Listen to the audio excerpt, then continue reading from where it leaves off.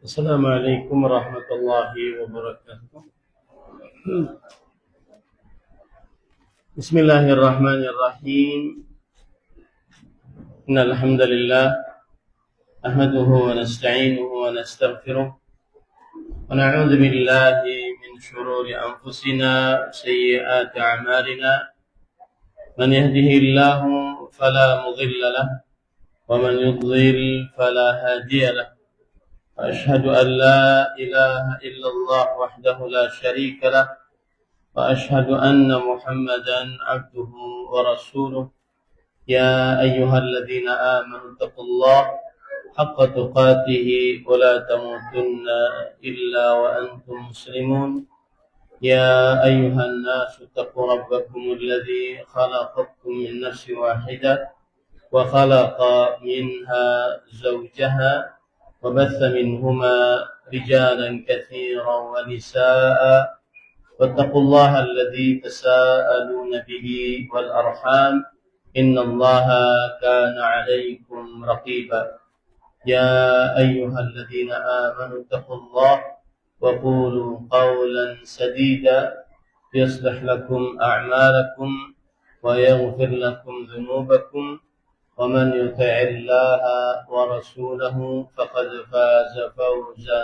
عظيما أما بعد فإن أصدق الحديث كتاب الله وأحسن الهدي هدي محمد صلى الله عليه وعلى آله وسلم وشر الأمور محدثاتها وكل محدثة بدعة وكل بدعة ضلالة وكل ضلالة في النار. Alhamdulillah, kita bersyukur pada Allah Subhanahu wa taala pada hari ini siang hari Ahad 28 Zulhijjah 1447 Hijriah bertepatan dengan 14 Juni 2026. Kita dimudahkan oleh Allah Subhanahu wa taala untuk duduk bersama di dalam sebuah kajian Islam ilmiah dengan tema Anak adalah Amanah. Salawat dan salam semoga selalu Allah berikan kepada Nabi kita Muhammad sallallahu alaihi wa alihi wasallam, pada keluarga beliau, para sahabat, serta orang-orang yang mengikuti beliau sampai hari kiamat kelak. Dengan nama-nama Allah yang husna dan sifat-sifatnya yang mulia, kita berdoa, Allahumma inna nas'aluka ilman nafi'an wa rizqan tayyiban wa amalan mutaqabbala. Allahumma amin. Ahibati fillah, afani Allah wa iyyakum. Bapak, Ibu, saudara-saudari yang saya cintai karena Allah, semoga Allah Subhanahu wa taala selalu memberikan afiat kepada kita seluruhnya. Tema kita adalah anak adalah amanah. Dan tema ini berkaitan dengan sisi kehidupan manusia muslim, yaitu berupa muamalah. Muamalah, hubungan antar sesama makhluk. Dan tema ini karena dia muamalah, tema ini penting karena muamalah adalah hubungannya kelak akan dimintai pertanggungjawaban oleh Allah Subhanahu wa taala, dan muamalah senantiasa dibangun di atas saling menagih di hari kiamat jika tidak diselesaikan di dunia. Para ulama mempunyai kaidah hukukul adamiyyin mabniyatun ala al-musyah. Hak antar sesama manusia dibangun di atas saling menagih. jika tidak diselesaikan, jika tidak dimintai ridha, dimintai halal, pada hari kiamat akan ditagih. Terkhusus lagi saat di atas qantarah.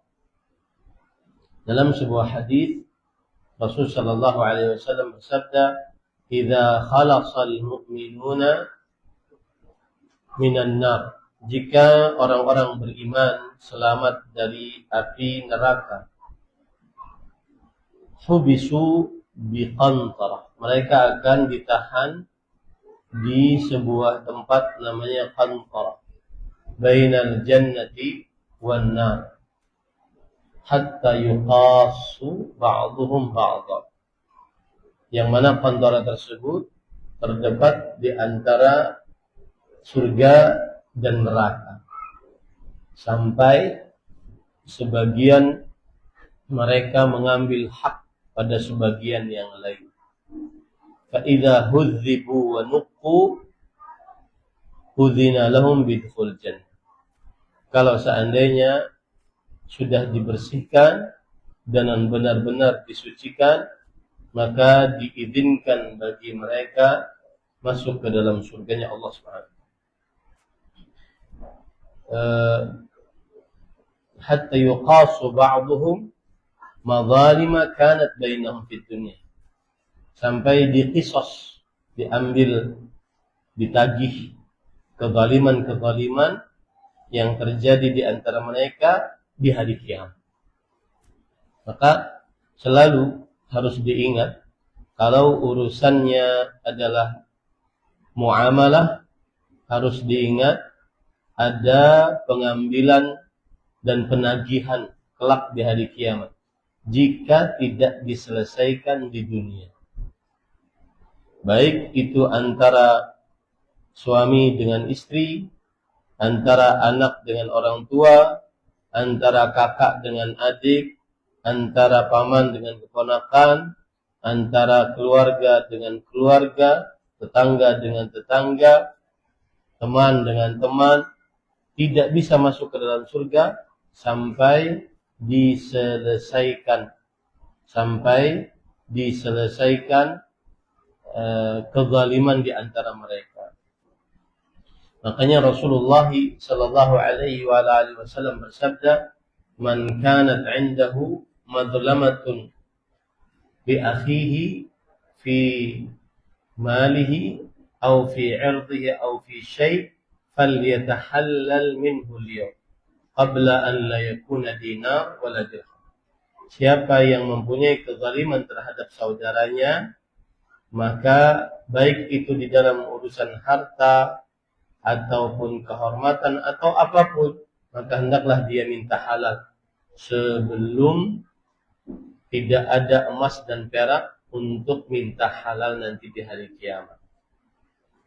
Itu poin pertama, menunjukkan bahwasanya tema ini penting. Jangan sampai nanti kita di hari kiamat bermusuhan dengan anak kita, gara-gara kita sebagai orang tua tidak memenuhi hak-haknya atau kita malah menyesatkannya. Baik. Poin yang kedua, ahibati fillah, afani Allah wa iyyakum, tentang tema ini, saya akan menyebutkan beberapa hal yang berkaitan dengan anak. Beberapa hal yang berkaitan dengan anak. Yang pertama adalah semua orang tua, semua orang yang menikah sangat menginginkan anak. Maka apabila diberi anak, hendaknya seseorang bersyukur pada Allah Subhanahu wa ta'ala. Karena anak adalah anugerah dari Allah Subhanahu wa ta'ala. Allah Subhanahu wa ta'ala, Rasul sallallahu alaihi wa ala alihi wasallam bersabda, "Inna auladakum hibatullahi lakum." Sesungguhnya anak-anak kalian adalah anugerah yang Allah berikan kepada kalian. Kemudian Rasulullah sallallahu alaihi wasallam membaca ayat yahabu liman yasha'u inathan wa yahabu liman yasha'u dzukura wa yuzawwijuhum dzukranan wa inathan wa yaj'alu man yasha'u aqima. Yang artinya Allah memberikan anugerah kepada siapa yang dikehendakinya anak-anak perempuan seluruh. Kemudian siapa yang dikehendakinya anak-anak laki-laki seluruhnya. Dan terkadang Allah menggabungkan anugerahnya dengan menggabungkan antara anak-anak diberi anak laki-laki dan perempuan. Dan ada yang Allah jadikan siapa yang dikehendakinya dalam keadaan mandul. Sesungguhnya Allah Maha mengetahui dan Maha kuasa. Berdasarkan ayat ini, kita kembali kepada poin yang kedua, bahwa anak, semua orang yang menikah menginginkan anak. Maka apabila ada di antara kita ingin diberikan anak, bersyukurlah kepada Allah Subhanahu wa taala. Bahkan memiliki anak salah satu maksad dari maqasidis syariah, salah satu tujuan dari pernikahan. Rasul sallallahu alaihi wasallam bersabda dalam hadis riwayat Imam Abu Dawud, "Tazawwaju al-wadud al-walud, fa inni mukathirun bikumul umam." Yang artinya, menikahlah kalian kepada wanita yang pecinta dan wanita yang banyak melahirkan anak. Sesungguhnya aku berbangga dengan jumlah yang banyak dari kalian. Hadis riwayat Imam Abu Dawud. Maka ini menunjukkan bahwa memiliki anak adalah tujuan yang disyariatkan dalam agama Islam. Makanya dilarang oleh Rasulullah SAW at-tabattul, yaitu tidak menikah dan akhirnya tidak memiliki anak. Sekali lagi, anak, semua orang yang menikah menginginkan anak. Berarti apabila diberi anak, hendaknya bersyukur kepada Allah Subhanahu wa ta'ala. Bahkan di dalam Al-Quran, Allah Subhanahu wa ta'ala menyebut bahwa anak itu adalah bisyarah, kabar gembira. Anak itu adalah bisyarah, kabar gembira. Seperti dalam surah An-Nahl ayat 58. Allah berfirman, "Wa idza busyira ahaduhum bil unsa dhalla wajhuhu muswaddan wa huwa kadhib." Jika orang-orang kafir kaum jahiliyah diberikan kabar gembira dengan anak perempuan, ini menunjukkan bahwa anak adalah kabar gembira yang Allah Subhanahu wa ta'ala berikan. Maka harus bersyukur, dan bersyukur membuat kita sabar dalam mendidik anak. Jadi begitu urutannya. Apabila seseorang diberikan anugerah anak, dia bersyukur. Bersyukur membuat dia sabar di dalam mendidik anak. Tidak mudah menggerutu, tidak mudah mendoakan yang buruk terhadap anak, tidak mudah marah-marah terhadap anak, tidak mudah memukuli anak, tidak mudah mencaci maki anak.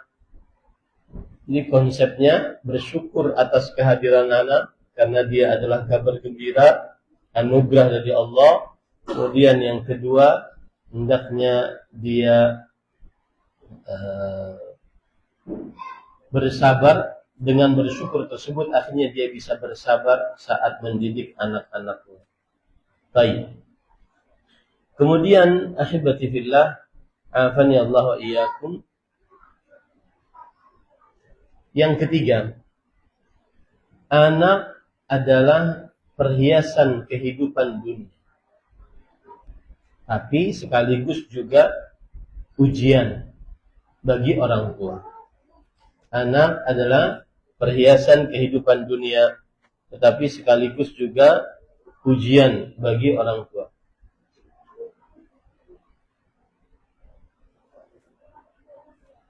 Apa maksudnya para ikhwah? Perhiasan artinya adalah pernikahan yang dihadirkan di dalamnya ada seorang anak, maka dia penuh dengan rasa sukacita. Itu yang dimaksud dengan anak adalah perhiasan kehidupan dunia. Pernikahan yang dihadirkan anak oleh Allah Subhanahu wa taala, maka pernikahan itu penuh dengan rasa sukacita. Makanya kita diharamkan untuk menikahi perempuan yang mandul. Tidak boleh menikahi perempuan yang kalau kita tahu dia mandul, tidak boleh dinikahi. Kecuali kalau seandainya sebelum menikah kita belum tahu, kemudian setelah menikah baru diketahui bahwa dia mandul. Maka pada saat itu dia di antara dua pilihan.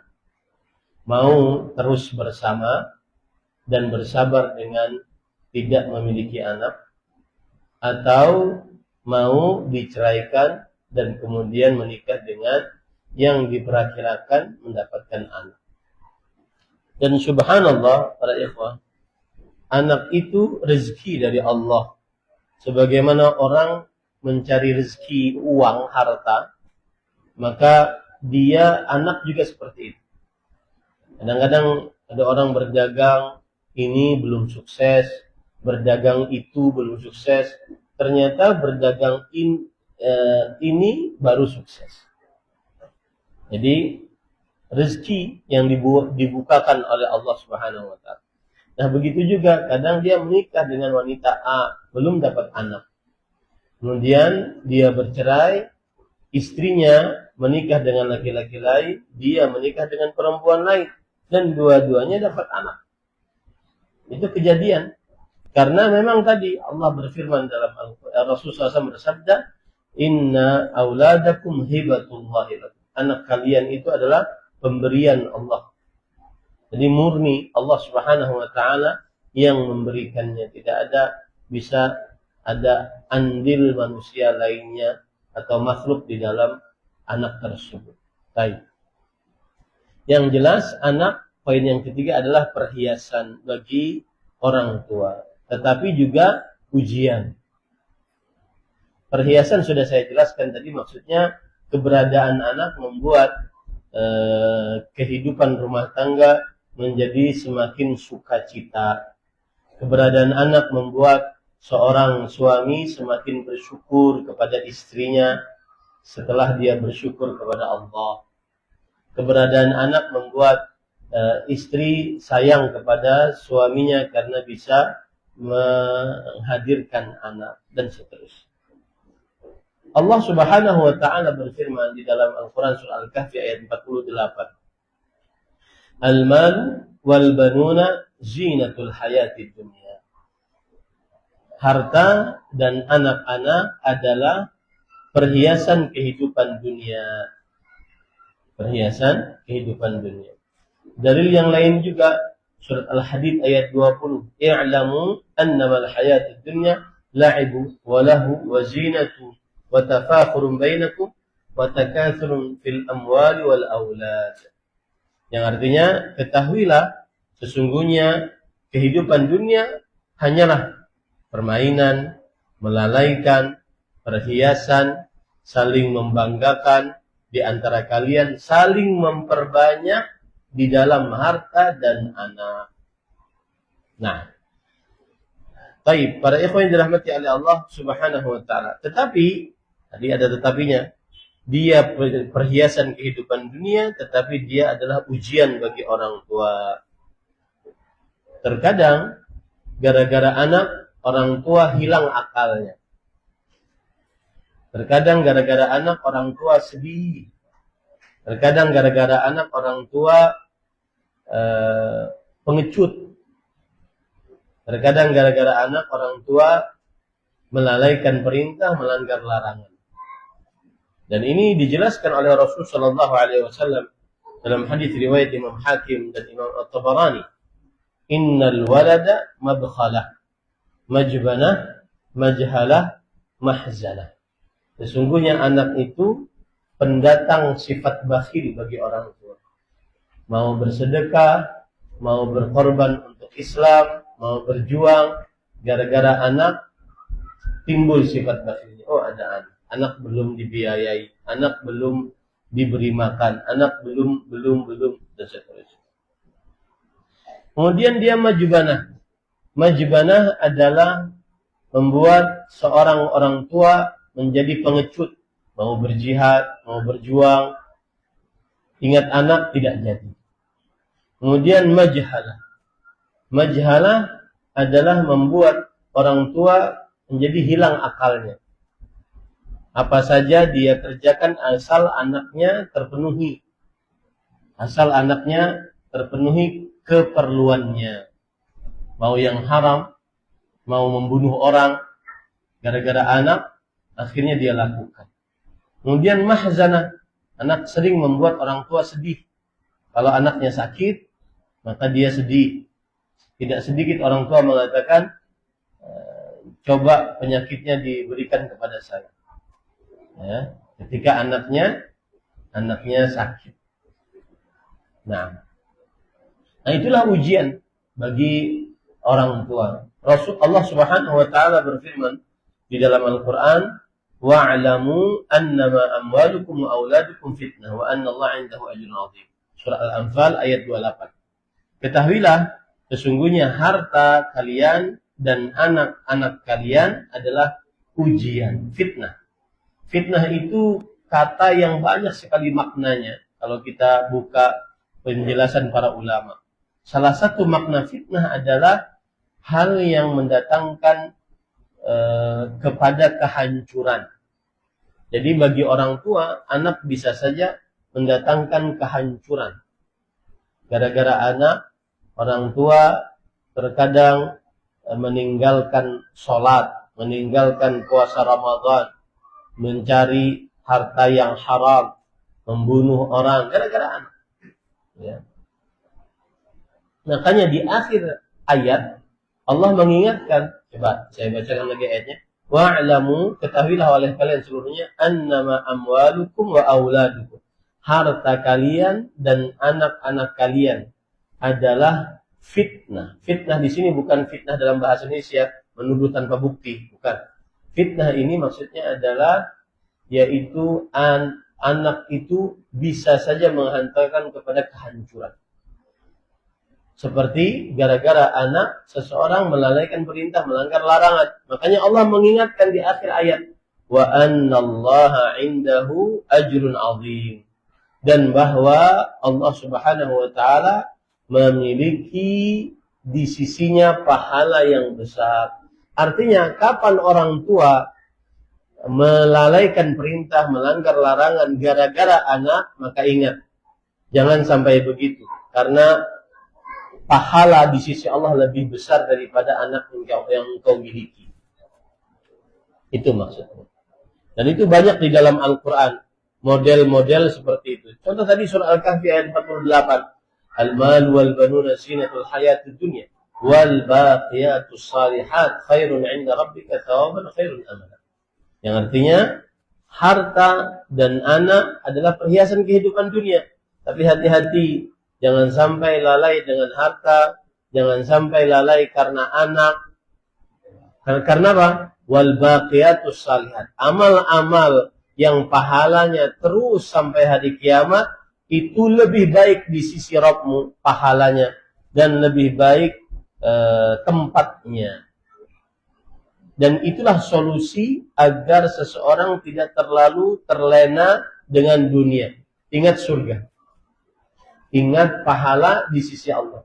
Kapan seseorang, orang tua, kemudian dia melalaikan perintah, melanggar larangan gara-gara anak, maka ingat bahwasanya surga Allah lebih indah daripada anak-anak ini. Nah, salah satu makna fitnah juga, hati-hati, anak bisa menjadi musuh di hari kiamat. Anak bisa menjadi musuh di hari kiamat.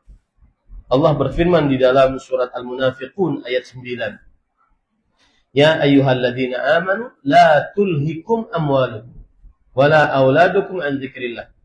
Wa man yaf'al dzalika fa ulaika humul khasirun.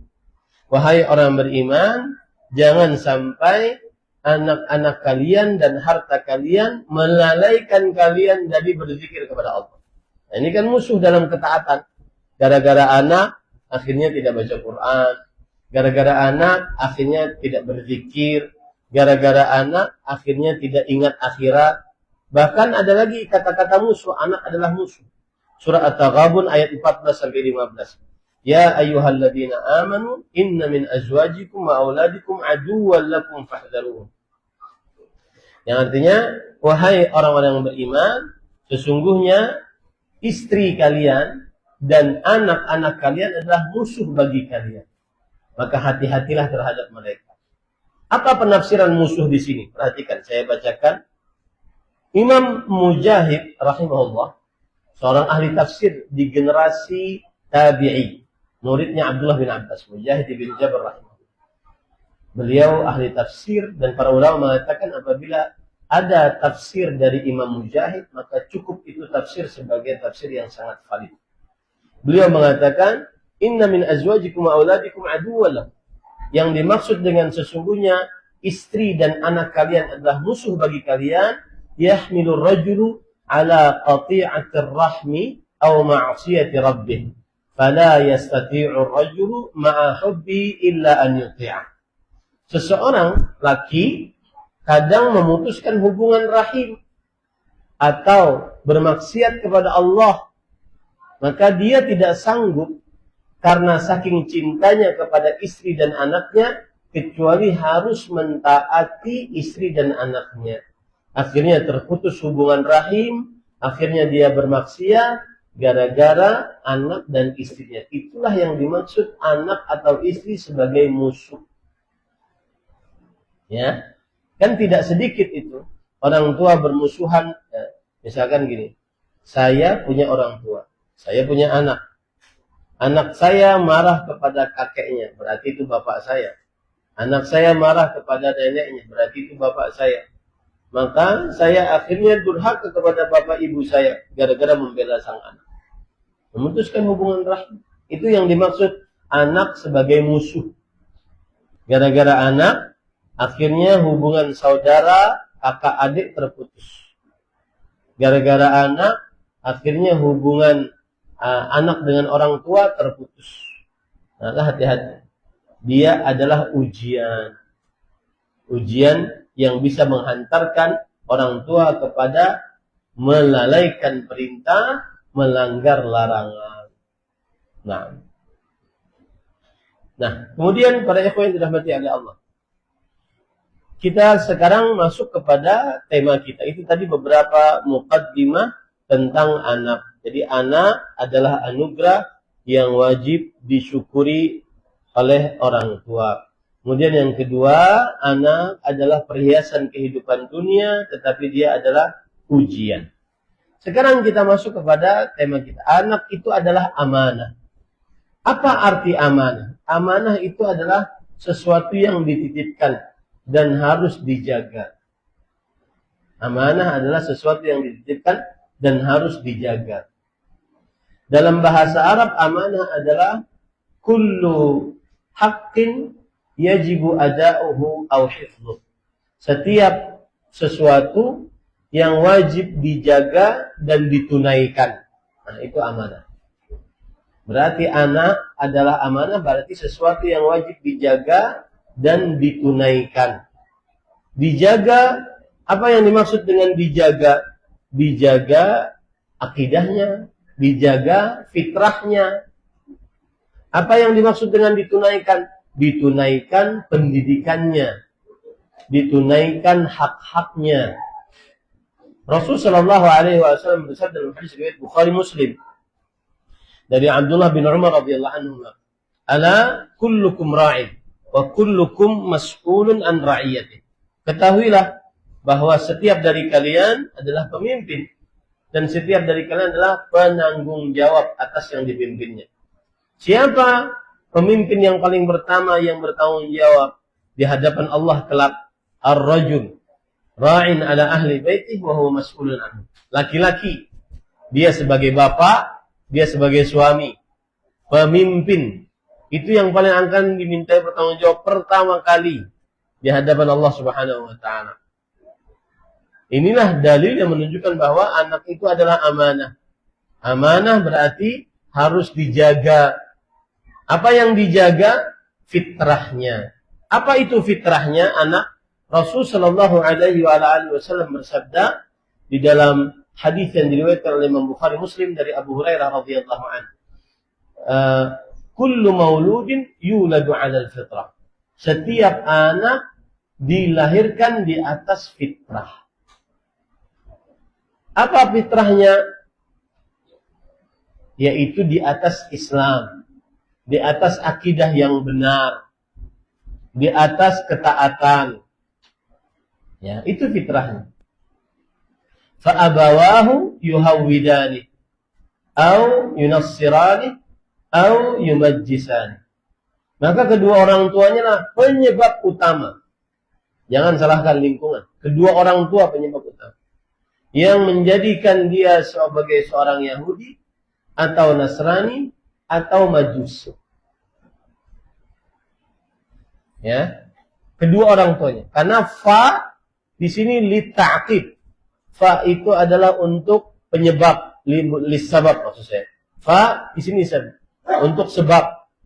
Fa abawahu, maka sebab orang tuanya lah akhirnya dia Yahudi, Nasrani, Majusi. Ini para ikhwan yang dirahmati oleh Allah. Apa dalil bahwasanya fitrah itu adalah di atas Islam? Karena Allah Subhanahu wa taala berfirman dalam surat Ar-Rum ayat 30. Fa'aqim wajhaka lid-dini hanifa fitratallahi allati fataran nas 'alaiha. Tegakkanlah wajahmu untuk beribadah dengan lurus kepada Allah Subhanahu wa taala. Itulah fitrah yang Allah fitrahkan atasnya manusia. Arti fitrah itu apa? Seperti itulah semulanya, seperti itulah asalnya, itu fitrah. Maka anak adalah amanah. Amanah artinya adalah setiap yang wajib dijaga dan ditunaikan. Yang dijaga oleh orang tua fitrahnya. Fitrah artinya adalah di atas agama yang lurus, agama Islam yang ikhlas bertauhid hanya kepada Allah SWT.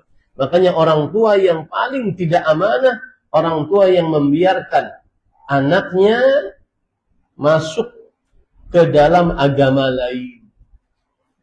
Ini orang tua paling tidak aman. Walau semua keperluan hidupnya dicukupi oleh orang tua tersebut, dia tidak aman. Ya, ini hati-hati para ikhwan yang dirahmati oleh Allah Subhanahu wa taala. Nah, baik. Sekarang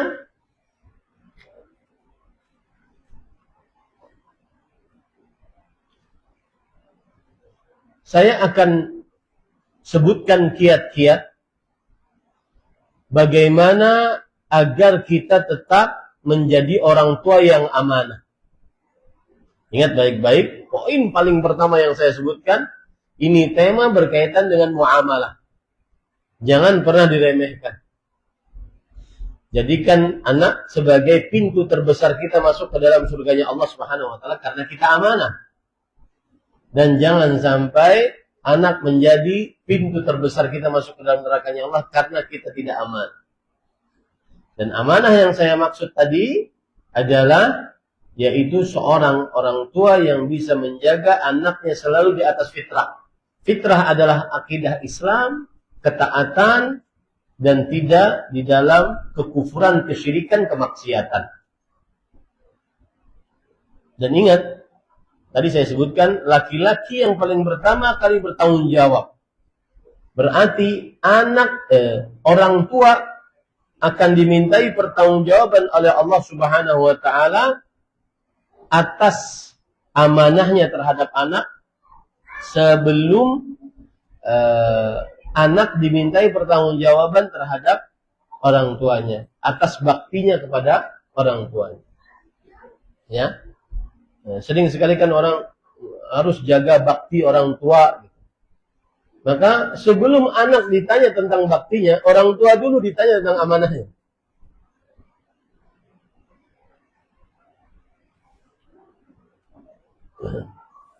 Ini para ikhwan yang dirahmati Allah.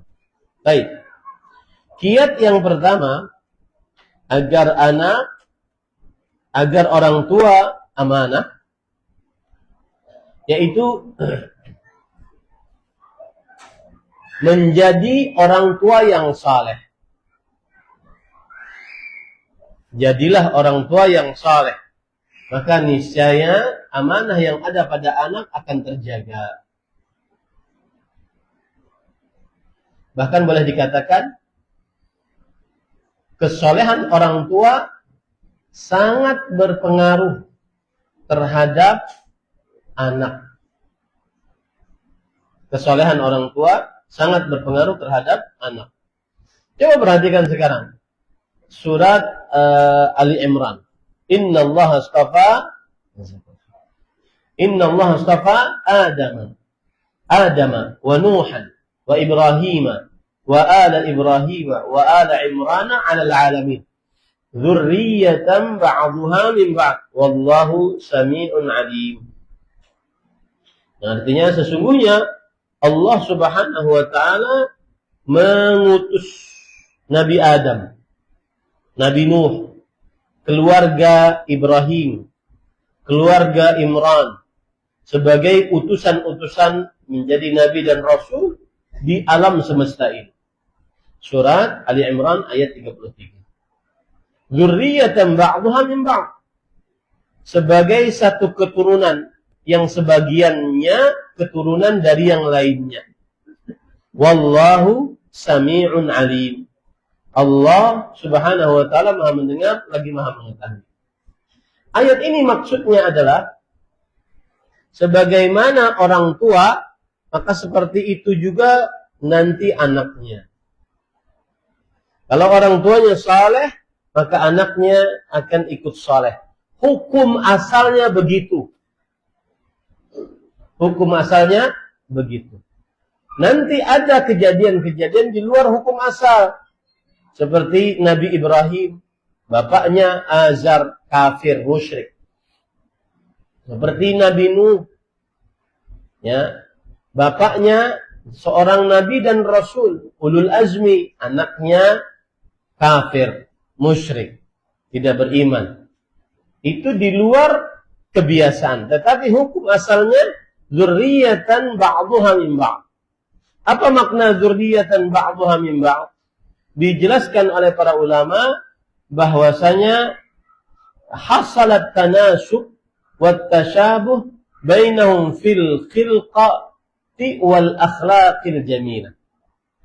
Sebagian keturunan mengikuti keturunan yang di atasnya, maka akan terjadi kesesuaian dan kesamaan di dalam bentuk rupa dan akhlak yang mulia. Ketika orang tuanya saleh, anaknya akan ikut saleh. Itu hukum asalnya begitu. Ya, ini para ikhwan yang dirahmati oleh Allah Subhanahu wa taala. Maka jadilah orang tua yang saleh. Niscaya kita akan amanah di dalam mengemban titipan anak dari Allah Subhanahu wa taala. Amanah anak, amanah yang ada pada diri anak tidak akan berubah. Fitrah yang ada pada diri anak tidak akan berubah dengan kesolehan kita, insyaallah ta'ala. Ada ayat yang lebih jelas akan hal itu. Allah Subhanahu wa ta'ala berfirman, surat At-Tur ayat 21. Walladzina amanu wattaba'athum dzurriyyatuhum biiman alhaqna bihim dzurriyyatahum wama alatnahum min 'amalin min syai' kullu imri'in bima kasaba rahin. Surah At-Tur ayat 21.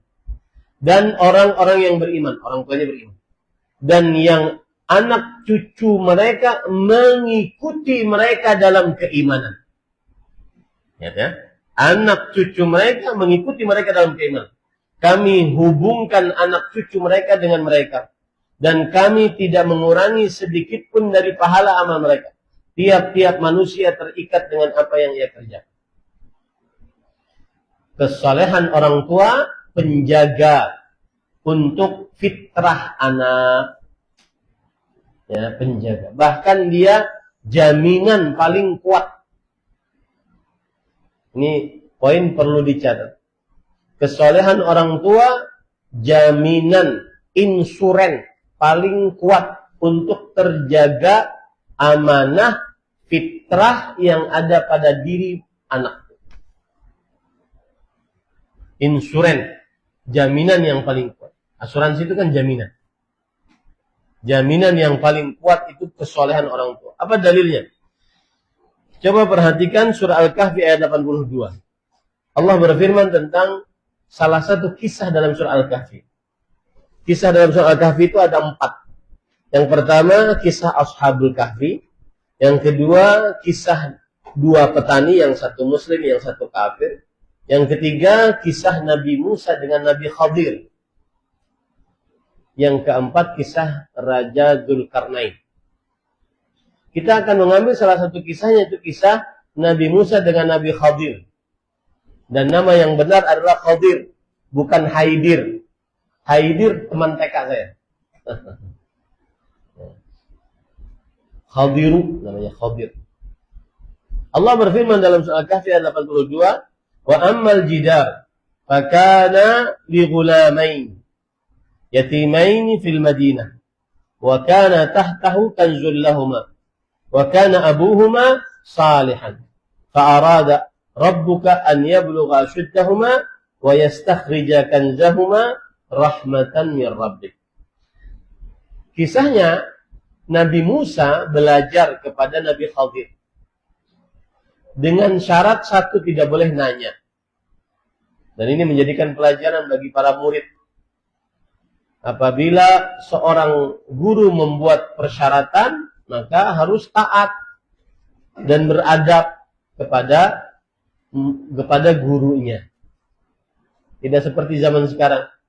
Zaman media sosial, guru-guru agama paling mudah direndahkan dengan komentar-komentar. Mudah-mudahan yang hadir di sini tidak termasuk yang sering mengomentari ahli-ahli agama. Ya. Bahkan yang patut ada malah membela kehormatannya, mendoakannya, kemudian memperhatikan kesehatannya, menghormatinya, dan seterusnya. Ini zaman yang kita ahli-ahli agama sangat sering sekali direndahkan. Mudah-mudahan yang hadir di sini baik Bapak Ibu termasuk orang-orang yang tidak merendahkan ahli-ahli agama. Ya, ada ustadz sedikit begini dikomentari, sedikit begini dikomentari, hati-hati. Ya. Syaratnya dari Nabi Khadir adalah boleh belajar asalkan tidak bertanya. Nabi Musa alaihissalam setiap kali Nabi Khadir melakukan sesuatu, dia bertanya kepada Nabi Khadir. Salah satu kejadian adalah Nabi Musa dan Nabi Khadir singgah di sebuah desa. Dahulu tidak ada hotel, tidak ada pemondokan, tidak ada guest house. Tetapi yang ada adalah kalau ingin bermalam di sebuah kampung, dia bermalam di salah satu rumah orang kampung. Maka karena orang kampung tersebut tidak mengenal dua orang ini siapa, mereka tidak diperbolehkan untuk menginap dan bermalam. Kalau tidak bisa menginap di salah satu rumah, maka yang ada adalah mereka menginap di kebun-kebun. Sesudah tidak diperbolehkan, mereka pun pergi ke kebun. Di tengah perjalanan, Nabi Khadir melihat sebuah rumah yang mau rubuh. Sebuah rumah yang mau rubuh. Kemudian rumah tersebut diperbaiki oleh Nabi Khadir alaihissalam sampai rata kembali. Makanya disebutkan wa ammal jidar, adapun rumah ya yang diperbaiki. Nabi Musa tidak sabar. Wahai Khadir, kenapa engkau perbaiki rumah? Kita sudah tidak diizinkan untuk menginap di sini. Coba minta saja upah kepada mereka atas perbaikan rumah ini. Jadi kadang-kadang murid memang tidak sabar. Akhirnya setelah diperbaiki, maka Allah mengatakan, kenapa Nabi Khadir alaihissalam memperbaiki rumah tersebut. Fakana li ghulamain. Rumah itu dimiliki oleh 2 anak laki-laki yang masih kecil, belum baligh. Ditinggal mati bapaknya, berarti dia adalah anak yatim. Wa kana tahtahu kanzul lahum. Di bawah rumah itu ada harta simpanan. Di dalam beberapa buku tafsir, harta simpanannya lempengan-lempengan emas. Ya. Wa kana abuhuma salihan. Nih, ini yang menjadi garis bawah. Dan kedua orang tua dari 2 anak yatim ini adalah orang tua yang saleh. Fa arada rabbuka an yablugha ashuddahuma. Allah ingin mereka ini nanti sudah tidak yatim lagi. Artinya kalau sudah tidak yatim berarti mereka baligh. Keyatiman itu terangkat kalau sudah baligh. Allah ingin kalau sudah yatim, tidak yatim lagi, sudah dewasa, Allah akan keluarkan emas tersebut sebagai bekal mereka untuk hidup. Inilah yang saya katakan tadi, bahwa asuransi jaminan untuk anak yang paling kuat adalah kesolehan orang tua. Wa yastakhrija kanzahuma rahmatan min rabbik. Allah akan keluarkan itu sebagai rahmat dari Allah untuk kedua anak tersebut. Baik. Coba perhatikan sekarang penjelasan dari Imam Ibnu Katsir rahimahullah. Ketika beliau mengatakan wa kana abuhuma salihan. 2 orang tua dari 2 anak yatim ini adalah orang tua yang saleh. Kata Imam Ibnu Katsir, fihi dalilun ala anna ar-rajula salih yahfadhu fi dzurriyyatihi. Di dalam ayat ini dalil bahwa seorang tua yang saleh menjaga keturunannya. Wa tashmalu barakati ibadatihi lahum fid dunya wal akhirah. Lihat ini. Yang malas-malas ibadah, semangat ibadah. Dan sudah ada pertanyaan aja belum selesai. Dari mana itu datangnya? Dan berkah ibadah orang tua mencakup bagi anak di dunia dan di akhirat. Berkah ibadah. Ya, yang malas sholat malam, yang malas sholat witir. Sholat witir terakhir adalah malam terakhir bulan Ramadan kemarin. Sampai sekarang nggak pernah witiran lagi. Ini gimana ceritanya? Berkah ibadah orang tua mencakup untuk anaknya, mencakup kehidupan anaknya di dunia dan di akhirat. Ya. Kemudian yang menarik adalah Abdullah bin Abbas, ahli tafsir di generasi sahabat, yang disebut sebagai habrul ummah, ulamanya umat Islam, tarjumanul Quran, ahli tafsir sepanjang masa sampai akhir masa. Beliau menafsiri ayat ini, hufidha bi salahi abihima. 2 anak yatim tadi dijaga oleh Allah karena kesolehan kedua orang tuanya. Dan ingat, penjagaannya bukan hanya urusan agama, kan? Penjagaannya urusan dunia karena hartanya nanti dikeluarkan oleh Allah SWT. Itu asuransi yang paling kuat. Kesolehan orang tua, jaminan yang paling kuat untuk anak. Jadilah orang tua yang saleh agar anakmu terjaga. Dahulu Umar bin Abdul Aziz, khalifah yang digadang-gadang sebagai khalifah Al-Rashid Al-Khamis, khalifah yang paling terbaik, yang kelima di zaman tabi'in, karena di zaman beliau sama seperti zaman Khulafaur Rasyidin, sama seperti zaman Abu Bakar, Umar, Utsman, Ali. Beliau khalifah saat dalam keadaan sekarat, beliau ditanya oleh seseorang, "Madza tarakta li ahlik?" Apa yang engkau tinggalkan untuk anakmu? Anaknya 11. Dan dia punya harta cuma sekian gitu. Itu pun dia punya hutang. Dari hartanya itu dibayarkan ke hutangnya.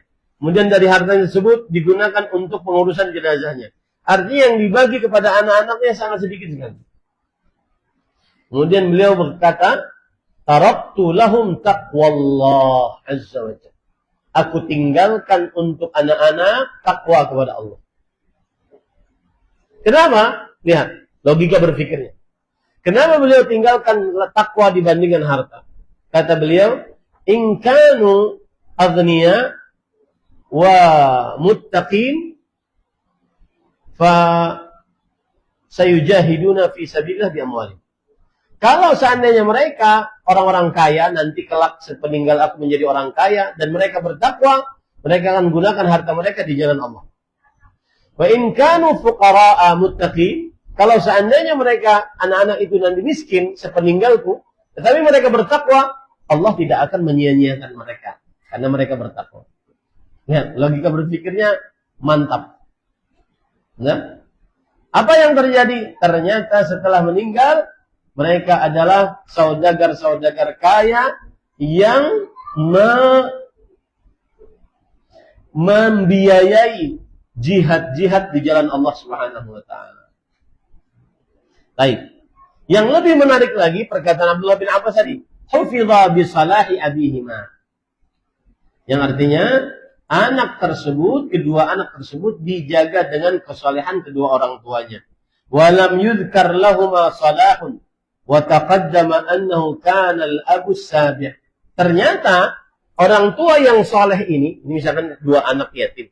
Orang tua yang saleh ini bukan orang tua yang bapak ibunya langsung, tetapi kakeknya yang nomor 7. Paham nggak ceritanya? Kakeknya yang nomor 7 yang saleh menjaga cucunya yang 7 turunan. Sampai 7 turunan. Maka berusahalah jadi orang tua yang saleh. Karena 7 turunanmu akan dijaga oleh Allah Subhanahu wa taala. Paham ya? Pada ikhwan yang dirahmati oleh Allah. Baik. Kiat yang kedua. Agar kita tetap amanah menjadi orang tua. Yaitu ingat selalu ancaman-ancaman dari Rasulullah SAW bagi orang tua yang tidak amanah. Ingat selalu ancaman-ancaman bagi orang tua yang tidak amanah. Di antara ancamannya adalah hadis riwayat Bukhari dan Muslim dari Rasul sallallahu alaihi wasallam bersabda, "Ma min 'abdin yastar'ihi Allahu ra'iyyah, yamutu yawma yamut wa huwa ghashin li ra'iyyatihi, illa harrama Allah 'alaihi al-jannah." Tidaklah seorang hamba diberikan kewenangan untuk untuk mengurus orang-orang yang di bawah wewenangnya. Laki-laki punya istri, punya anak, maka merekalah orang-orang yang diurus oleh laki-laki tersebut. Ketika orang ini meninggal, hari dia meninggal, dalam keadaan dia menipu orang-orang yang di bawah wewenangnya, maka orang ini diharamkan oleh Allah atasnya surga. Ya. Orang tua yang tidak amanah diharamkan oleh Allah atasnya surga. Hati-hati Bapak Ibu, saudara-saudari yang dimuliakan oleh Allah Subhanahu wa taala. Bahkan dalam lafaz Bukhari, lam yajid raihatal jannah. Bukan hanya diharamkan surga, tidak mencium bau surga. Bau surga itu bisa dicium dari jarak yang sangat jauh. Sejauh itu dia dari surga. Hati-hati para ikhwan yang dirahmati oleh Allah Subhanahu wa taala. Yang kedua, ancaman yang didapati oleh orang tua yang tidak amanah adalah dia akan dipermalukan oleh Allah di hadapan seluruh makhluk. Dipermalukan oleh Allah di hadapan seluruh makhluk.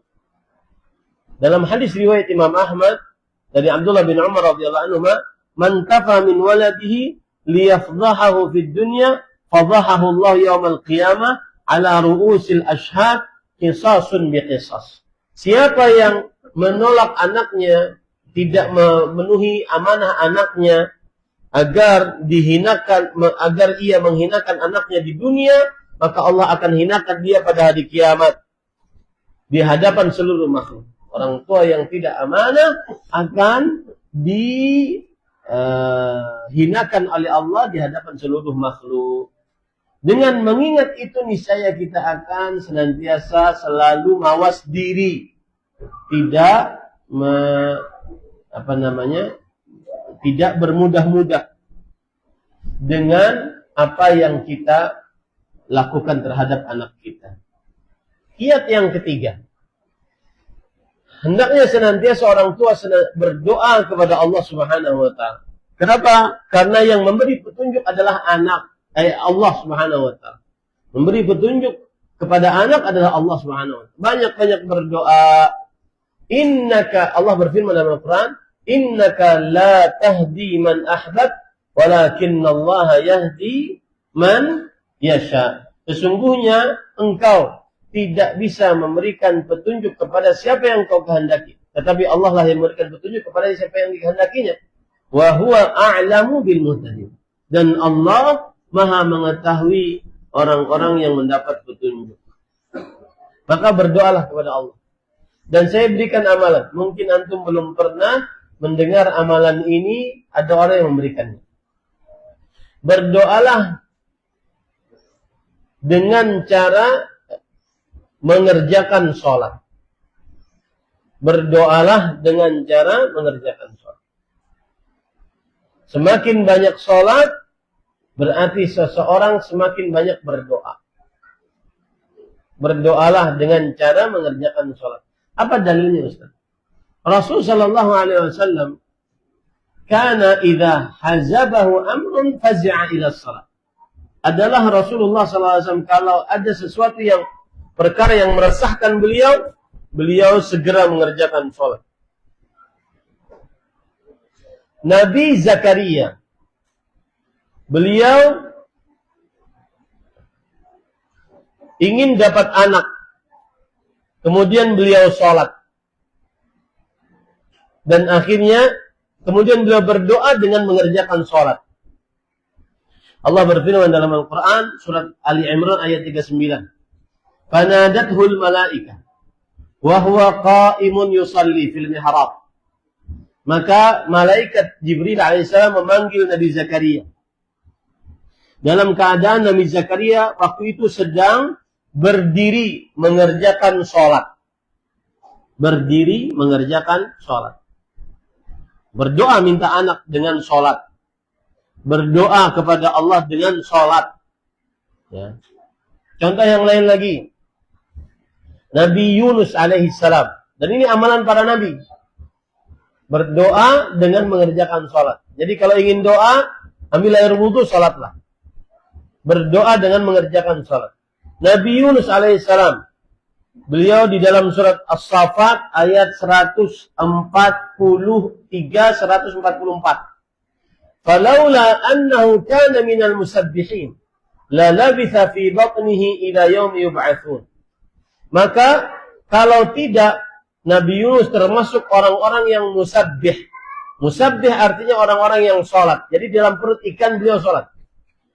Kalau tidak demikian, maka niscaya beliau termasuk orang-orang yang akan diam di perut ikan paus sampai hari dibangkitkannya manusia dari kuburnya. Berdoalah kepada Allah dengan sholat. Ya, ini para ikhwah yang dirahmati oleh Allah Subhanahu wa ta'ala. Naam. Kemudian kiat yang ke berapa? Keempat. Agar senantiasa kita amanah, menjadi orang tua yang amanah di dalam mendidik, di dalam titipan anak, yaitu mendidik anak sesuai dengan metode Rasulullah sallallahu alaihi wasallam.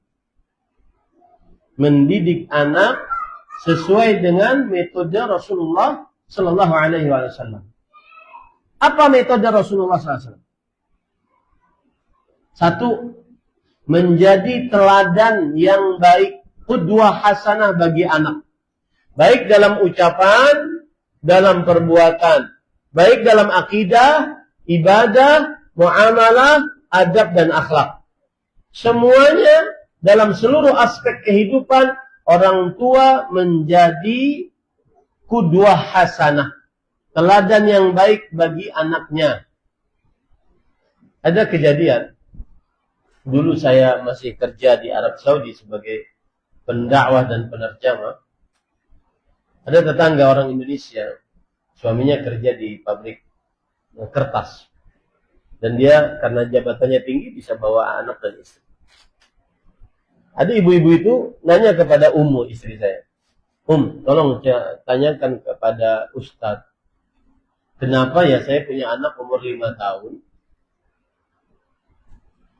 Anak ini kalau laki-laki, anak ini kalau marah, dia itu angkat suara, memanggil nama saya, kemudian sumpah serapah, seluruh binatang buas keluar dari mulutnya. Datanglah istri Ummu ke saya. Ini si ibu bertanya, jawabannya apa? Saya bilang, tanya ke ibu itu, suaminya kalau lagi marah bagaimana? Ummu nyampaikan, Bu, mohon maaf Bu, ibu kalau seandainya dimarahin suami bagaimana? Oh, persis. Persis. Seperti itu suami saya marah.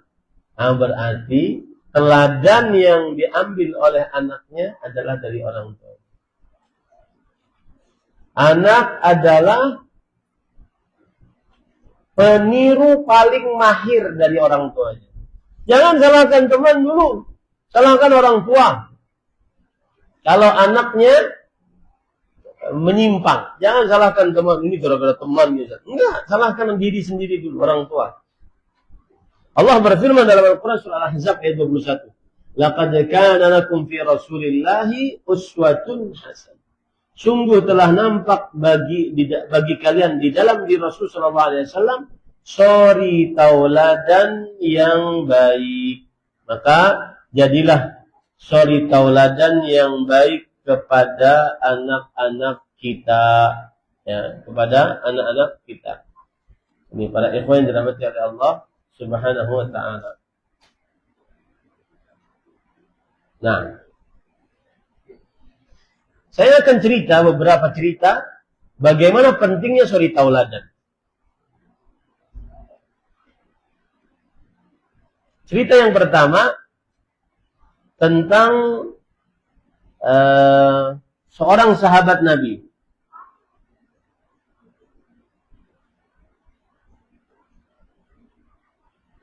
Yang bernama Umar bin Abi Salamah.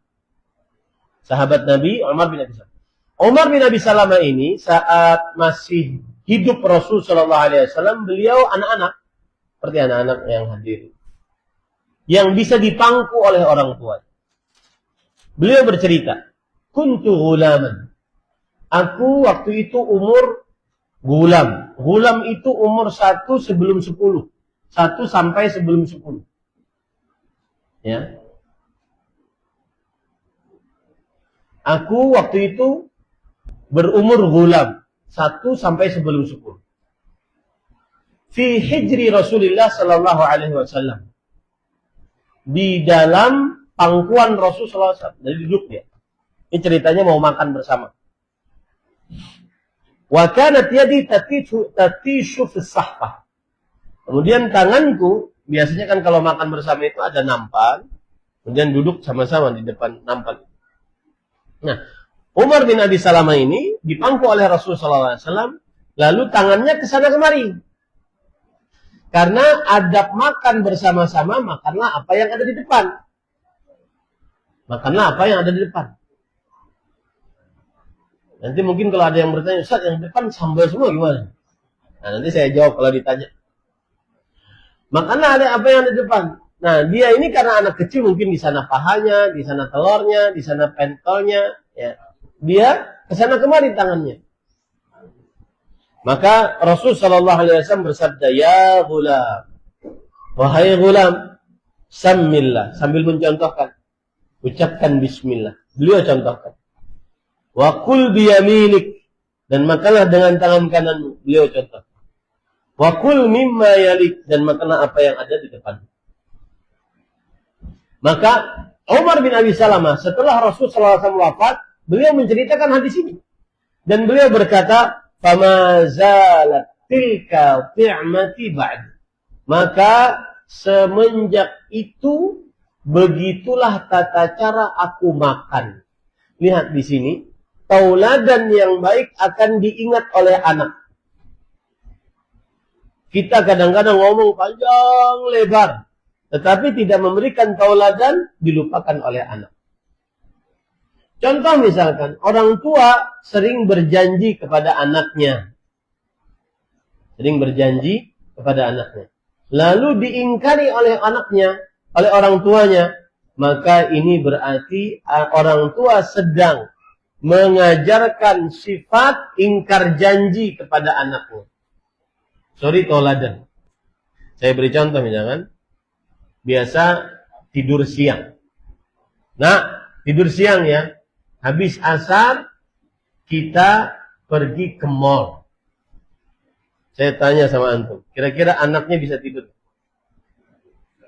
Hah? Nggak bisa. Mall. Nggak bisa. Ya. Lalu adzan asar, dia sholat asar, dia ke kamar bapaknya. Bapaknya tidak ada di tempat. Nah, berarti boleh ingkar janji, boleh bohong, boleh dusta. Hati-hati. Kalau ingkar janji, bohong, maka berarti dia, orang tua ini sudah mengajarkan anak berbohong. Coba perhatikan riwayat berikut. Hadis riwayat Imam Abu Daud.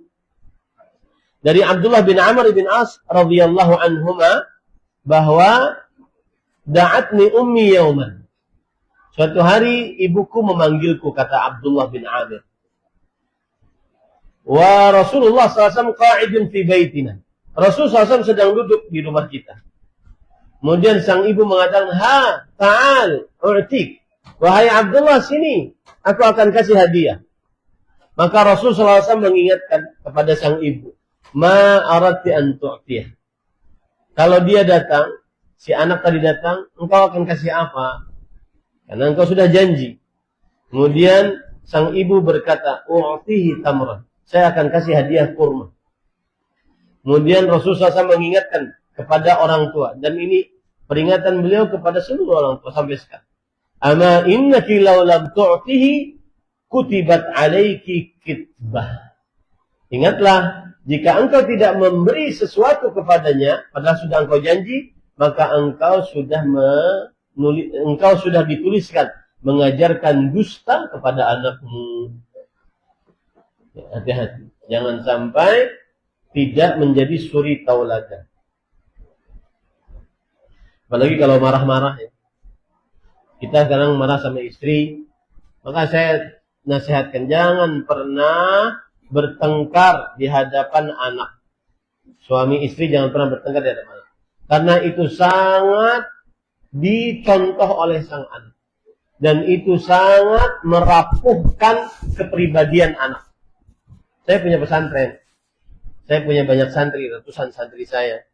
Kadang kalau habis subuh, yang hari kemarin dia dijenguk oleh orang tuanya, atau baru pulang, liburan. Kemudian besoknya dia masuk pesantren. Habis subuh yang aturan dia dihalaq Al-Quran, semangat baca Quran. Kemudian dia pikirannya kosong, tatapannya kosong. Ini tidak boleh dimarahi. Ditanya anaknya, ada apa nak? Kenapa? Tidak sedikit yang berkata, saya kemarin sebelum pulang melihat bapak ibu tengkar Ustaz.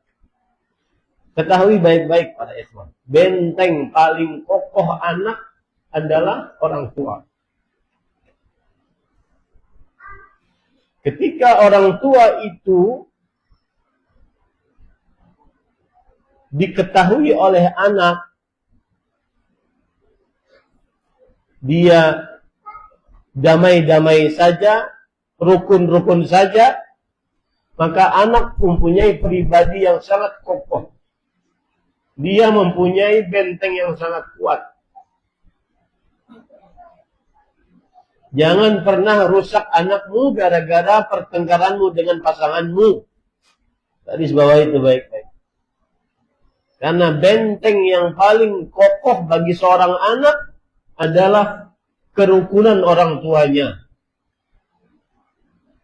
Jangan sampai bertengkar di hadapan anak.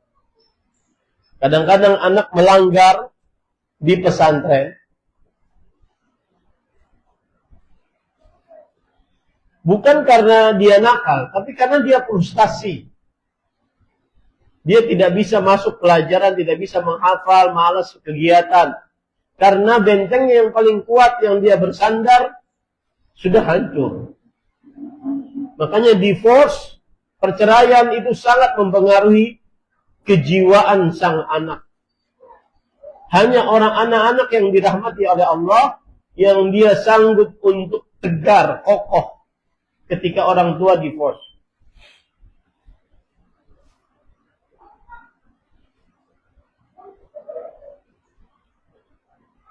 Ya, hati-hati para ikhwan.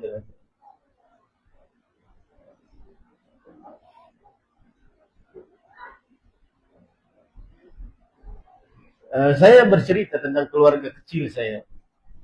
Saya itu sengaja memperlihatkan luapan cinta saya kepada istri saat di hadapan anak-anak. Seperti saya setiap tahunnya mengganti panggilan-panggilan sayang saya kepada istri. Dan itu menjadi hal yang sangat ditunggu oleh anak-anak. Kalau sudah masuk bulan Muharram nanti nih, Muharram, maka mereka nunggu. Karena itu sudah menjadi kebiasaan abahnya. Mengganti panggilan sayang untuk uminya. Dan itu merupakan kebanggaan bagi mereka.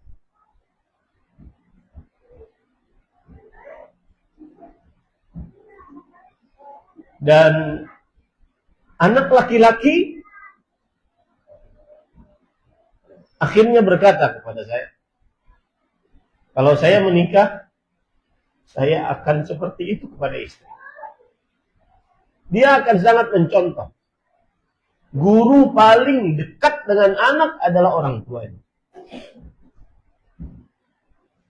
Tahun ini saya panggil istri saya my supercalifragilisticexpialidocious. Kalau tidak paham artinya, silahkan cek di internet. My supercalifragilisticexpialidocious. Kata sang yang paling cemburu biasanya anak perempuan. Abah, sudah. Karena memang perempuan pencemburu kan. Tapi itu membuat mereka bangga. Bahwa ayah ibunya rukun, tenang, damai. Saling mencintai. Saling menguatkan satu dengan yang lain. Maka para ikhwan dirahmati oleh Allah, jadilah teladan yang baik. Dalam ucapan, dalam perbuatan, dalam akidah. Contoh misalkan yang lain. Orang tua yang sangat perhatian terhadap perihal waktu sholat, meskipun sedang di jalan, dia akan sangat mempengaruhi anak tersebut. Contoh misalkan kita jalan, saat perbelanjaan, ke mall, atau kemana, kemudian nanti pas waktu azan, coba lihat. Pasti abah singgah nih. Pasti abah bingung nih. Pasti abah ribet nih urusan. Urusan sholat pasti ribet. Itu akan diingat oleh sang anak. Dia tidak akan pernah meremehkan sholat. Karena orang tuanya saat dalam perjalanan sangat perhatian perihal sholat. Entah singgah dulu, entah pergi kemana dulu. Agar bisa tunai sholatnya di waktunya dan tidak terlambat. Jadilah teladan yang baik bagi sang anak. Yang kedua, bimbingan atau didikan Rasulullah SAW adalah memberikan bimbingan di waktu yang tepat. Memberikan bimbingan di waktu yang tepat. Contohnya misalkan, saat bersafar. Itu salah satu waktu yang tepat untuk mendidik anak. Untuk memberikan nasihat kepada anak. Dalam hadis riwayat Imam Tirmidzi dari Abdullah bin Abbas radhiyallahu anhuma, beliau berkata, "Ya gulam, inni u'allimuka kalimat." Abdullah bin Abbas bercerita, "Kuntu radifa Rasulullah sallallahu alaihi wasallam. Aku dibonceng oleh Rasulullah SAW.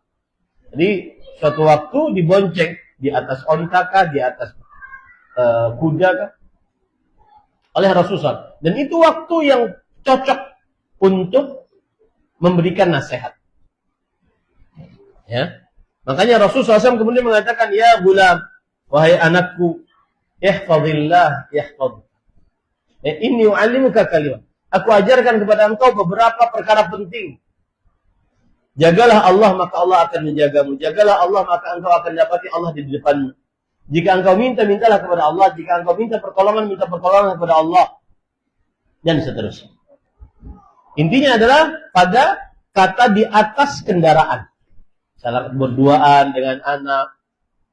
Pergi kemana dengan anak. Itu waktu yang tepat untuk memberikan ajaran kepada sang anak. Contoh yang lain lagi. Saat sakit. Anak saat sakit.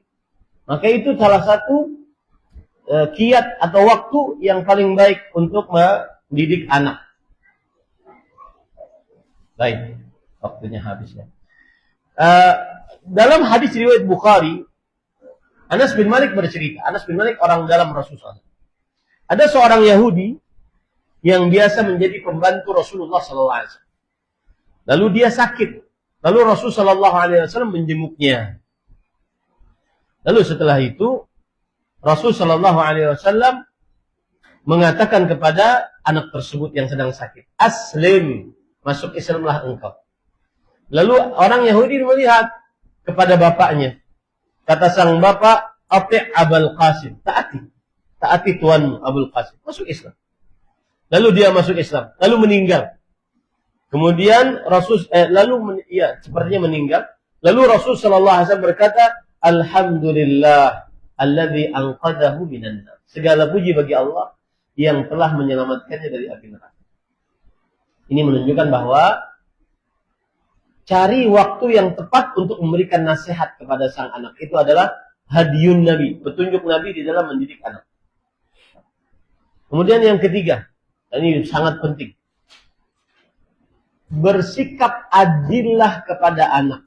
Meskipun hati kita kadang condong kepada salah satu anak.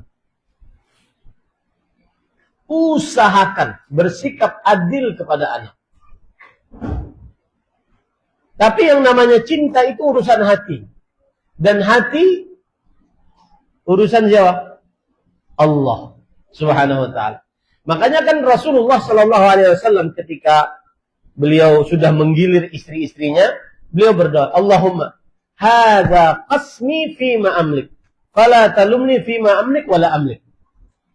Nah, artinya, ya Allah, inilah pembagianku dalam keadaan yang aku sanggupi. Aku menggilir istri-istriku. Aku bagi semuanya sesuai dengan kemampuanku.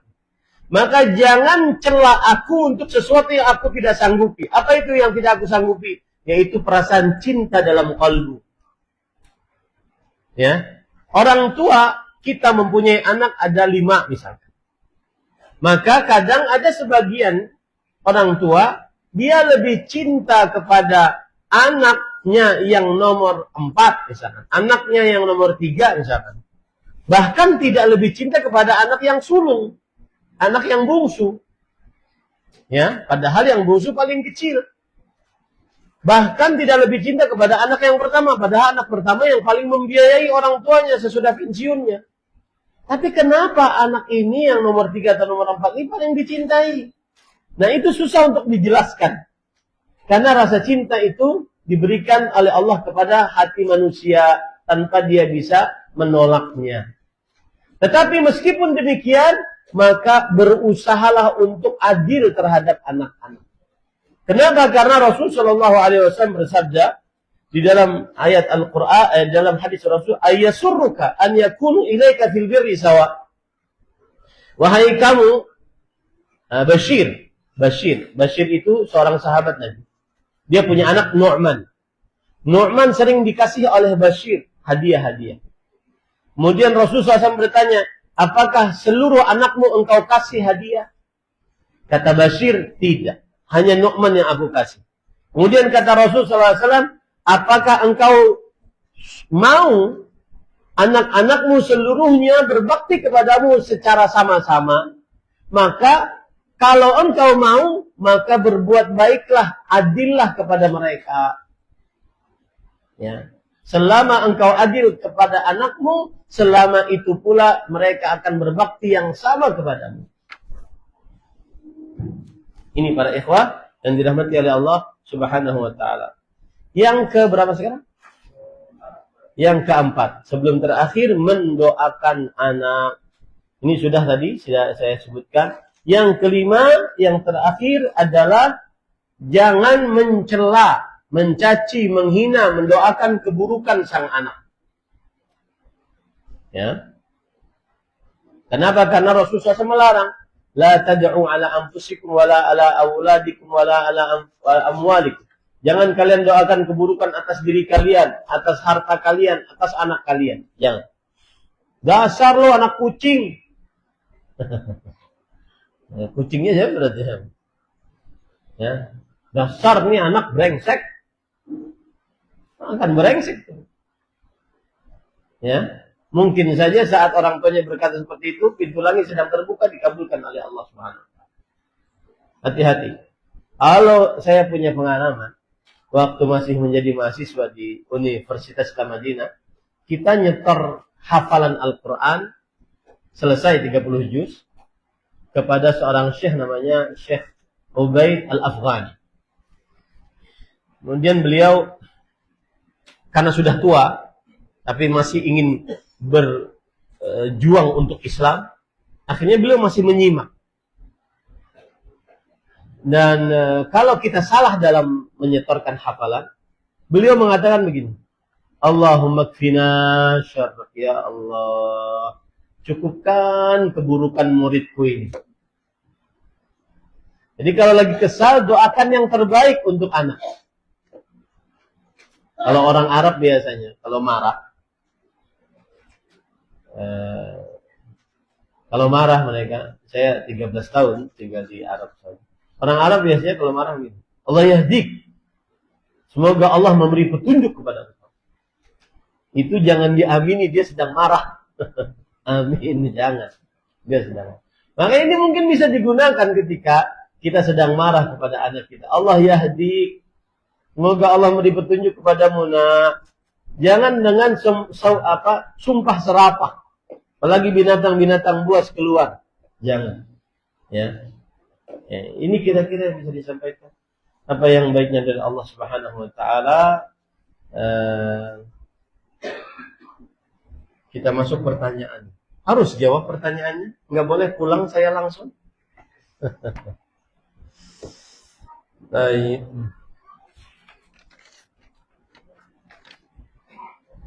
Bagaimana bentuk amanah kami terhadap putri kami dalam mengarahkan mereka memilih penjurusan dalam perkuliahan?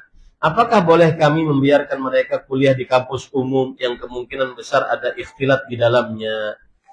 Maka jawabannya adalah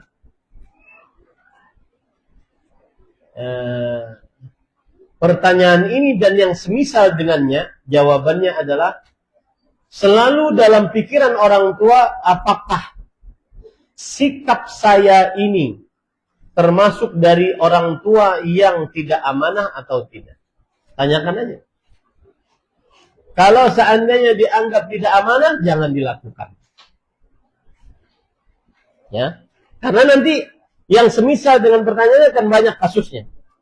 Maka jawaban template-nya adalah, kalau saya membiarkan anak saya ke kuliah umum, maka apakah amanah ini bisa saya jaga? Fitrahnya bisa saya jaga enggak?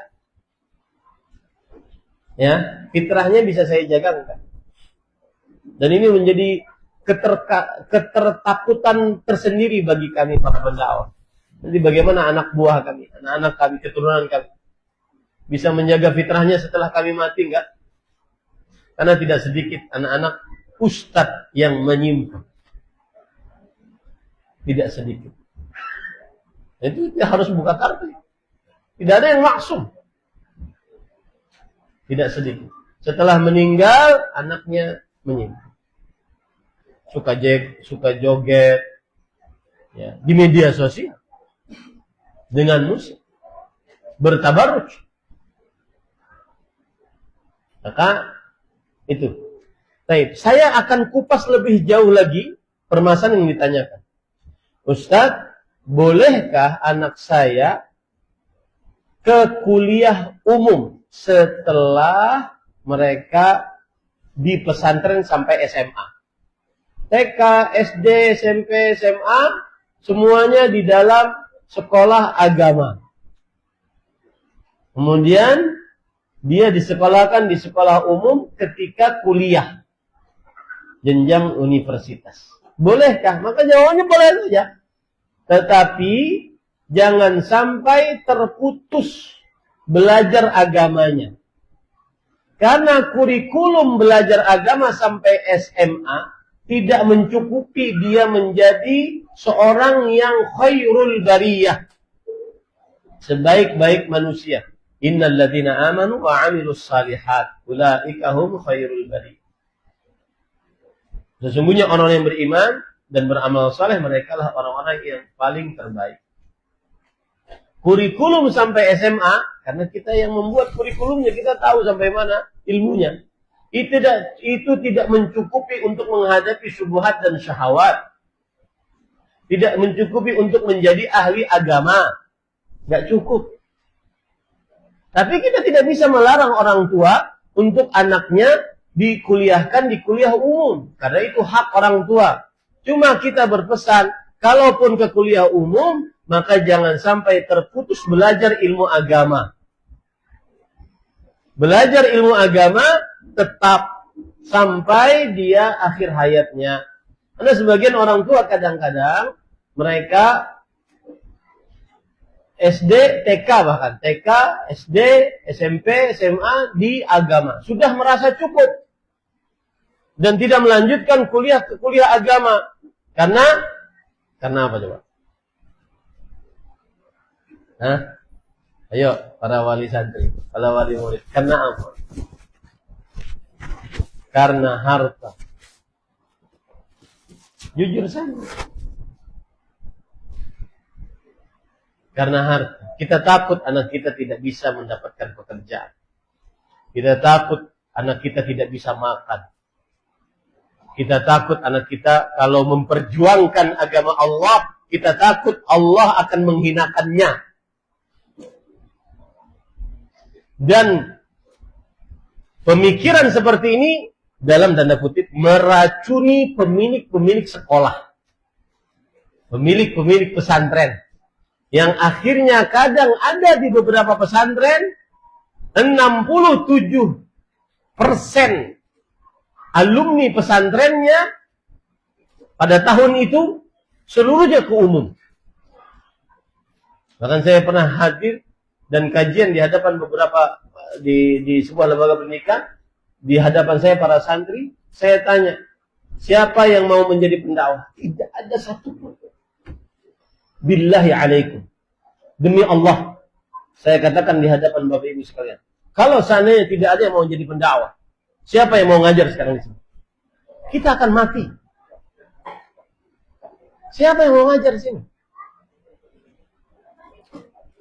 Ya, pikiran-pikiran itu yang dalam tanda kutip meracuni pemilik-pemilik pesantren. Akhirnya di akhir kelas 12 biasanya jor-joran disediakan bimbel-bimbel untuk belajar untuk bisa kuliah umum. Jor-joran, bayar mahal. Bahkan ada sebuah lembaga pesantren saya kenal betul, karena beliau cerita sama saya. Lembaga sekolah Islam membuka bidang diniyah saat pendaftarannya. Program diniyah. Coba bayangkan sekolah Islam buka program diniyah. Ini gimana ceritanya? Salah satu sebabnya anak-anaknya lebih pintar berbahasa Inggris dibandingkan bahasa Arab. Lebih pintar berbahasa Inggris dibanding bahasa Jerman dibandingkan bahasa membaca kitab bahasa Arab. Lalu sang pembuat sekolah mengatakan, saya Ustaz bikin sekolah ini agar buat pahala buat saya. Ini gimana ceritanya? Kenapa beliau bercerita itu kepada saya? Karena waktu itu 2019 beliau wanti-wanti saya. Hati-hati Ustaz, kalau buka pesantren hati-hati.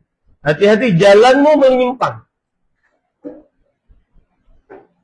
Ya, apalagi kita di zaman sekarang training terhadap lembaga pendidikan pesantren dijelek-jelekan luar biasa. Dan itu sepertinya kalau saya boleh mengira itu sepertinya adalah by design. Itu dikondisikan. Itu dikondisikan. Jadi para ikhwah harus ada yang ke agama.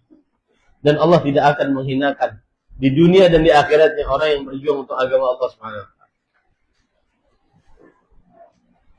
Ada lagi pemikiran santri. Bahkan ini sampai kepada santri. Karena saya punya santri, mereka akan lulus ini tahun yang kedua kami meluluskan. Dan membetulkan cara berpikir ini susah. Padahal kami pesantren yang dari mulai kelas 7 sampai kelas 12 selalu didoktrin. Kamu adalah calon pendakwah. Kamu adalah calon ahli agama. Kamu adalah calon pewaris para nabi. Kamu adalah harus melanjutkan ke agama. Itu dari 6 tahun kita. Dan pesantren saya tidak menerima pindahan. Artinya kalau keluar dari pesantren saya itu benar-benar cetakan pesantren. Cetakan pesantren dan ilmu. Ya, benar-benar 6 tahun. Kita tidak menerima pindahan dari SMP misalkan masuk SMA, enggak. Itu pun masih ada yang berpikiran, bisa saya ke umum ya. Kenapa ya akhi? Kenapa wahai anakku?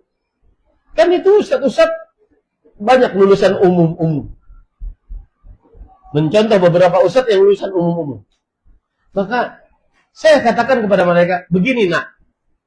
Itu ustaz-ustaz dari mulai TK, SD, SMP, SMA, umum.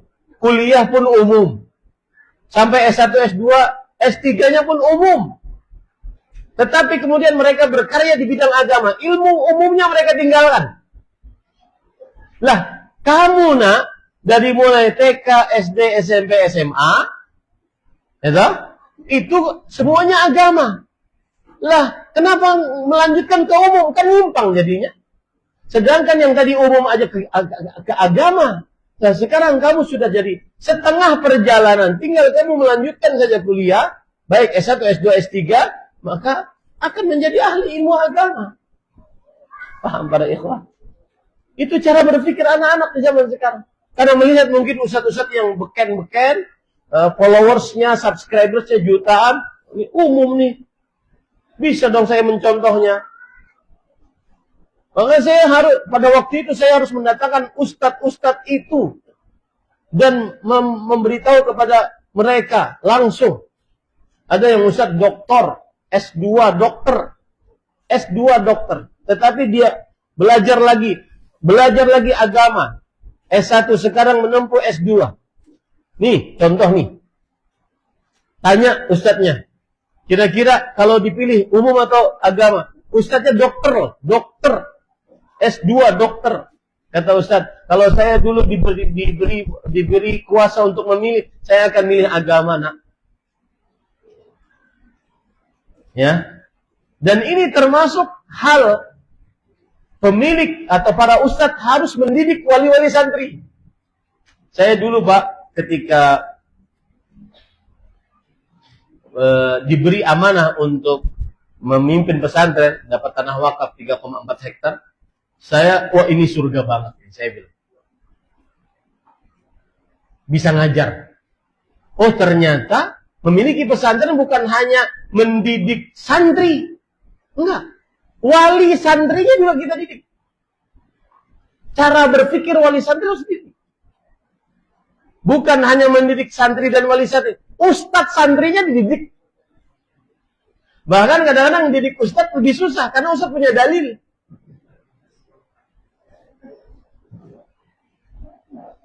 Makanya saya katakan kepada wali-wali santri yang ada di sini. Ya, kita tidak bisa melarang orang sekolah ke umum. Tapi sayang. Apalagi kalau sudah TK, SD, SMP, SMA. Karena ulama dulu dari dulu yang menjadi ahli ilmu agama itu memang belajar Agama dari mulai semenjak dini, dari kecil dia belajar agama. Dari kecil dia bersimpuh di hadapan para ulama. Belasan tahun, puluhan tahun.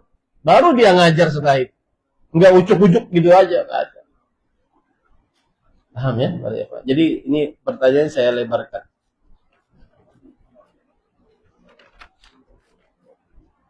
Bagaimana hukumnya memasukkan anak perempuan kita untuk ini sudah tadi. Adapun untuk campur baur, ikhtilat, maka di zaman sekarang banyak sekali perempuan-perempuan atau universitas atau sekolah-sekolah tinggi yang tidak ikhtilat, dan itu menjadi hujah tersendiri, argumentasi tersendiri oleh Allah di hadapan kita. Kenapa ikhtilat? Banyak sekolah-sekolah tinggi, universitas, institut-institut yang tidak berikhtilat, dan mereka juga umum banyak sekali. Tapi nggak favorit Ustaz. Nah itu kan jadi urusan lain. Bagaimana sikap kita dengan hadis yang bertolak belakang? Contoh, kita dilarang tidur tengkurap karena ini tidurnya penghuni neraka. Sedangkan yang saya ketahui penghuni neraka diadab tanpa istirahat. Karena anak saya sering sekali tidur tengkurap. Maka jawabannya pada ikhwan dirahmati Allah, yang dimaksud dilarang itu adalah apabila kita dari mulai awal tidur tengkurap. Itu yang dilarang. Adapun saat tidur tidak terasa, tidak mengapa. Ya. Maka dibiasakan anaknya seperti itu. Wallahu a'lam. Bila kita sudah menasihati, melarang keras anak kita untuk tidak dekat dengan yang bukan mahram, pacaran, tapi anak kita tetap dekat dengan yang bukan mahram, apakah perbuatan seperti itu orang tua yang menanggung dosanya? Padahal orang tua gak bosan-bosan untuk nasihati.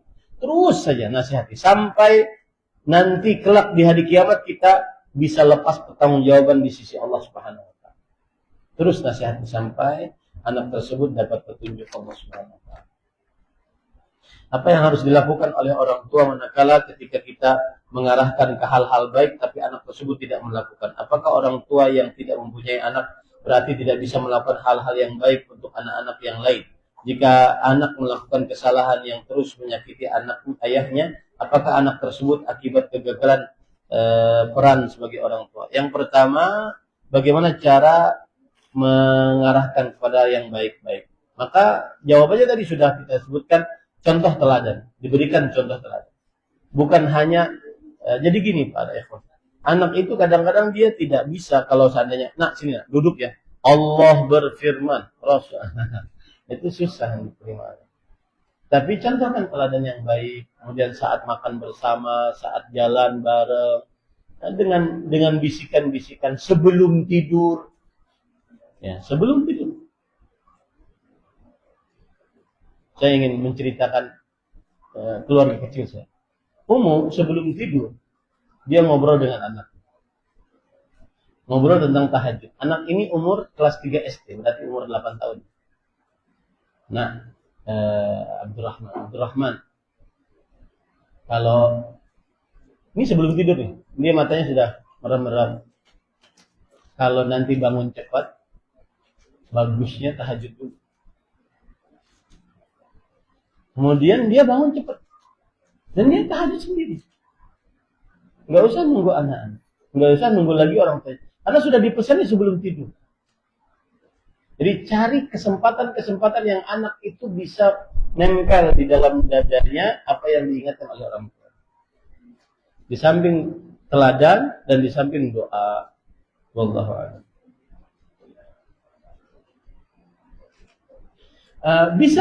Seorang bisa melakukan hal yang baik kepada anak-anak lain, tetapi tentunya tidak akan sama dengan perbuatan baik kepada anak kandungnya. Tapi bisa saja itu amal soleh, mengurus anak yatim, mengurus anak-anak yang tidak mempunyai harta, bisa.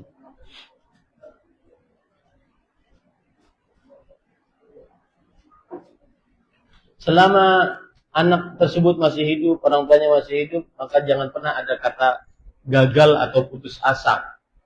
Meskipun sang anak susah untuk dinasihati, tidak ada kata gagal atau putus asa. Wallahu a'lam. Kebanyakan orang tua zaman sekarang mendapatkan parenting melalui medsos tanpa mengambil ilmu dari ustadz yang pemahamannya baik. Bolehkah kita mengambil ilmu-ilmu parenting dari ustadz-ustadz tersebut? Maka jawabannya adalah yang paling utama kita harus, ini secara umum ya, kalau belajar ilmu agama harus tahu kepada siapa kita belajar ilmu agama. Jangan asal ambil. Ustadznya harus jelas dari mana dia belajar, dengan siapa dia belajar, kemudian apa yang dia sampaikan, kemudian siapa gurunya, jelas. Orang yang belajar ilmu agama itu jelas. Imam Syafi'i siapa gurunya jelas. Imam Malik siapa gurunya jelas. Ya, jelas. Dari mana dia belajar, dengan siapa dia belajar, teman-temannya siapa. Nah, termasuk di dalamnya selektif dalam ustaz ini, lihat teman-temannya. Karena burung akan bersama dengan kawannya. Nah, lihat teman-teman. Ustaz yang suka demo, lihat suka demo juga. Seperti itu. Ustaz, saya bekerja sebagai pendamping orang-orang yang bermasalah sebagai penasehat, motivator, dan lain-lain. Apabila ada anak yang menjadi korban kekerasan seksual dari ayah kandungnya, bertanya, apakah saya wajib berbakti pada ayah saya? Sikap apa yang harus diambil anak apabila ayah zalim seperti itu, memperkosa anak di bawah umur? Ini ada status saya yang saya bikin melalui, silahkan dicek ya, dalam akun media sosial saya. Dan juga bisa dicek di dalam Rifqan TV. Ini saya sudah kupas tentang bagaimana baktiku kepada ayah yang memperkosa. Maka jawabannya yang pertama, seorang anak tetap diwajibkan untuk bakti kepada orang tua. Satu. Yang kedua, seorang anak tidak boleh membiarkan kezaliman terjadi pada dirinya. Kalau seandainya dia di dalam rumah tidak merasa aman dengan bapaknya, dia berhak untuk keluar. Dan itu bukan kedurhakaan, tetapi mempertahankan kehormatannya. 5 perkara yang harus dijaga. Nyawa, agama, nyawa, harta, kehormatan, keturunan.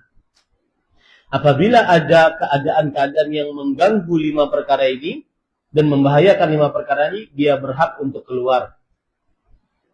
Tetapi tadi kembali ke hukum asal, sang anak, dia sebagai anak wajib tetap berbakti kepada orang tuanya. Meskipun berat, ya kita tahu sangat berat. Bakti di sini bukan berarti harus hidup bersama, harus membiayainya, harus berbuat baik kepadanya, enggak. Tetapi tetap berhubungan. Ditelepon, tetap menjawab. Kecuali kalau seandainya serumah membahayakannya, wajib keluar. Karena Islam tidak membiarkan kezaliman terjadi untuk umat-umatnya. Ini yang bisa saya sampaikan. Ya, kiranya cukup. Subhanakallah hamdik. Asyhadu an la ilaha illa anta astaghfiruka wa atubu ilaik. Sallallahu alaihi wa sallam. Wassalamualaikum warahmatullahi wabarakatuh.